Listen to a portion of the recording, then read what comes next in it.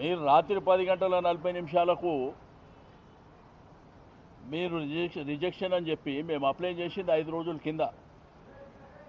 ఒకవేళ మీరు నిన్ననో మొన్ననో రిజెక్షన్ చేస్తే మేము కోర్టు ద్వారా పర్మిషన్ తీసుకుంటుంటే, ఈరోజు ముఖ్యమంత్రి గారు ఎక్కడన్నా పోతేనేమో అందరిని అరెస్ట్ చేస్తారు ప్రతిపక్ష పార్టీలని.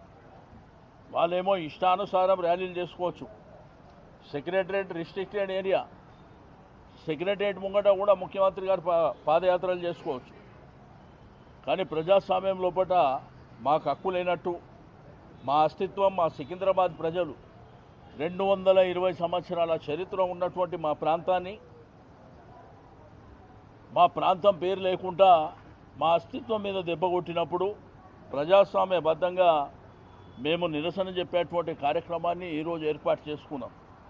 మీరు చూస్తే ఒక కర్ఫ్యూని తలపించే విధంగా కొన్ని వేలాది మంది పోలీసులు పెట్టి ఎక్కడదక్కడ అరెస్టుల పర్వం కొనసాగించడం అనేది దుర్మార్గమైనటువంటి చర్య. దీన్ని తీవ్రంగా ఖండించడమే కాకుండా మళ్ళీ ఫస్ట్ వీక్లో కోర్టుకు పోతాం, న్యాయపరంగా పర్మిషన్ తీసుకొని మళ్ళీ ర్యాలీ కంటిన్యూ చేస్తామని చెప్పి నేను ఈ సందర్భంగా తెలియజేస్తూ ఉన్నాను.